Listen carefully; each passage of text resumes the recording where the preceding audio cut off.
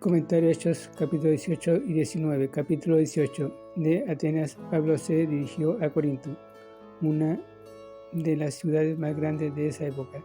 Era famosa por varias razones: su alfarería y artesanía en bronce, sus grandes eventos deportivos que se comparaban con los Juegos Olímpicos y su inmoralidad y perversidad. De una ciudad de culto refinada como Atenas, Pablo llevó el Evangelio a la perversa ciudad de Corinto y por la gracia de Dios estableció allí una iglesia. Pablo halla nuevos amigos. Versículo 1 al 3.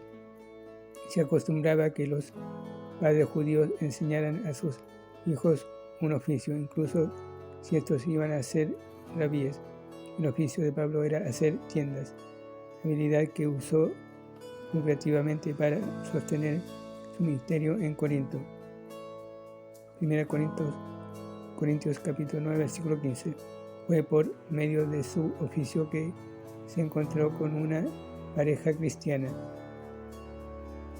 con la cual vivió y ministró mientras establecía la iglesia en Corinto. ¿Cómo se debe haber regocijado Pablo al tener compañerismo con estos santos? Pablo no tenía su propio hogar y sus viajes hacían difícil que tuviera compañerismo por mucho tiempo en algún lugar. Más tarde Priscila y Aquila fueron con él a Éfeso, donde incluyeron a Apolo. Versículo 18, 24 al 28. Tenían un grupo cristiano en su casa de Éfeso. 1 Corintios capítulo 16, versículo 19. Pero posteriormente Pablo los saludó en Roma. Ellos nos son buenos ejemplos de cristianos que abrieron sus corazones y sus hogares para servir al Señor. En los versículos 24 al 28 hallamos a Aquila y Priscila explicando el Evangelio de gracia al orador visitante, Apolos. Él conocía solamente el bautismo de Juan, lo que quiere decir que nunca había aprendido el bautismo del Espíritu y la fundación de la iglesia. En lugar de abochornarlo en público, Priscila y Aquila le llevaron a casa y le enseñaron la palabra. Apolo nos demuestra que es posible tener elocuencia, cero sinceridad y sin embargo estar equivocado. Dios guió a Apolo a Corinto y allí le dio un poderoso ministerio. 1 Corintios capítulo 3, versículo 6, capítulo 16, versículo 12. Pudiéramos añadir una palabra respecto al empleo de Pablo en Corinto. Él mismo reconoció que su costumbre de ganarse su sustento era algo único.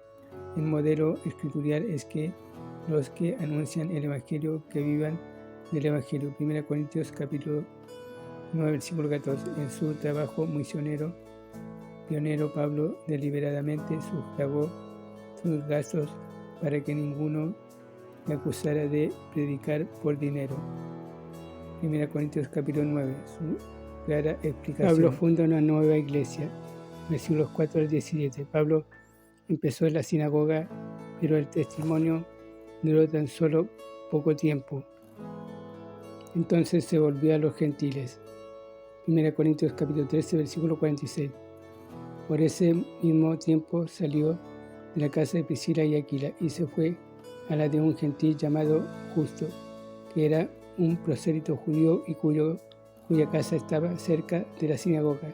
Es evidente que Pablo no quería crear dificultades a sus anfitriones judíos, ahora que se había dedicado a predicar a los gentiles. Pero el versículo 8 nos dice que el principal de la sinagoga había creído, lo mismo que muchos de los corintios. Nótese la secuencia en el versículo 8. Oír, creer, ser bautizado. Este es el modelo para hoy.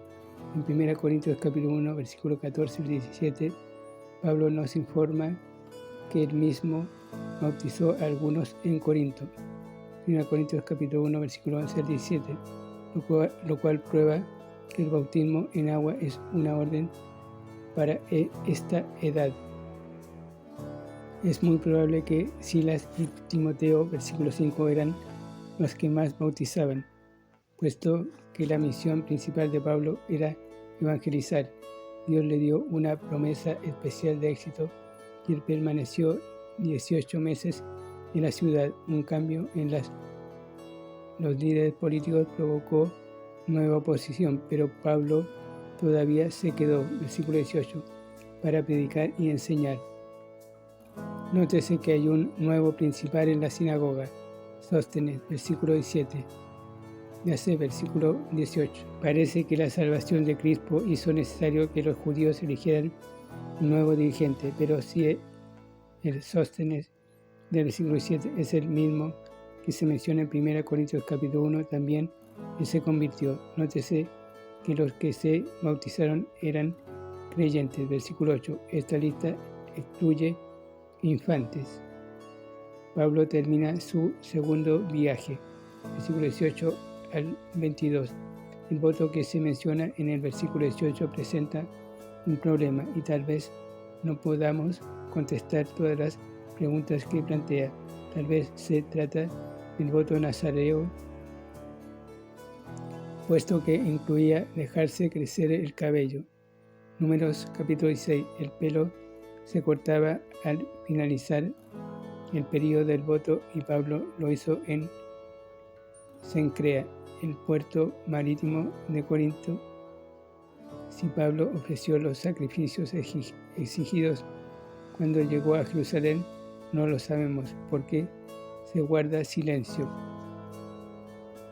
Es probable que este voto lo hiciera después que Dios lo libró a él y a sus compañeros durante el levantamiento descrito en los versículos 12 y 17.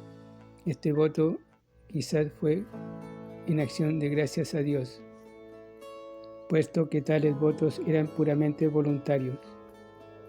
Para los judíos, Pablo se hizo como un judío. 1 Corintios capítulo 9, versículos 19 al 23. No por compromiso, sino por cortesía.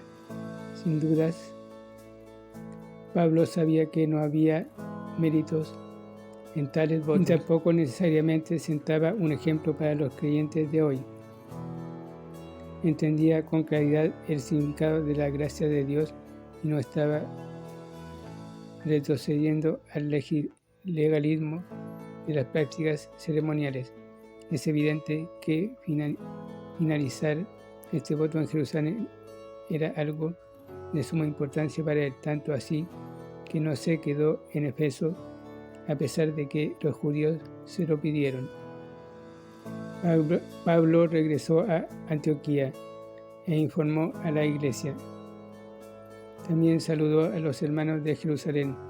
Después de un tiempo, tal vez varios meses, volvió a visitar las iglesias para confirmarlas en la fe. Si usted regresa a Gálatas, verá por qué los maestros judaizantes habían invadido estas jóvenes iglesias y estaban enseñando a los nuevos convertidos que debían obedecer la ley de Moisés. Pablo se sintió responsable de las iglesias y por eso viajó de nuevo para enseñarles la palabra y confirmarlas en la fe. Lucas registra este tercer viaje en Hechos capítulo 19, versículo 1 al 21.